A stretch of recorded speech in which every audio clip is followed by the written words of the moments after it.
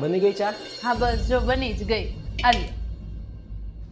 વહુ બેટા મારી એક કપ ચા બનાવજે તો. અરે મમ્મીજી તમે પહેલા કેમ ન કીધું? અરે શિવાની થોડુંક તો મગજ ચલાવ યાર. મમ્મી ચા તો પીવે જ ને. ઠીક છે બનાવી દઉં છું.